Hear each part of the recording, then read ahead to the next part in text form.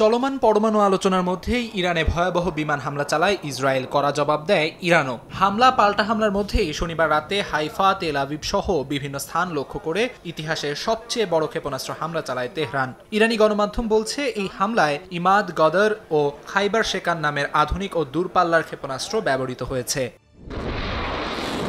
হামলায় ব্যবহৃত সবচেয়ে শক্তিশালী মিসাইল ইমাদ, ইরানের প্রথম পূর্ণাঙ্গ গাইডেড ব্যালিস্টিক মিসাইল এটি। এর দৈর্ঘ্য 15.5 মিটার, ওজন 1750 কেজি আর পাল্লা 1700 কিলোমিটার। ম্যানুভারেবল ওয়ারহেডে থাকা ফিনের কারণে বায়ুমণ্ডলে প্রবেশের পরও গতির দিক পরিবর্তনে সক্ষম এই মিসাইল, আর এতেই লক্ষ্যবস্তুতে নিখুঁতভাবে আঘাত হানতে পারে ইমাদ।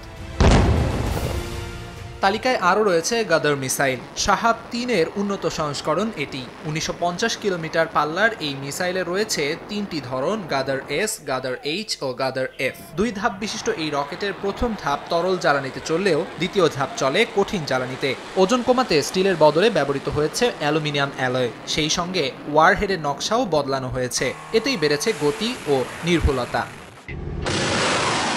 ইরানের আরেকটি মোক্ষম অস্ত্র খাইবার শেকান, এর 2টি সংস্করণই ইসরায়েলের অ্যারো 3 বা ডেভিড স্লিং সিস্টেম ভেদ করতে সক্ষম।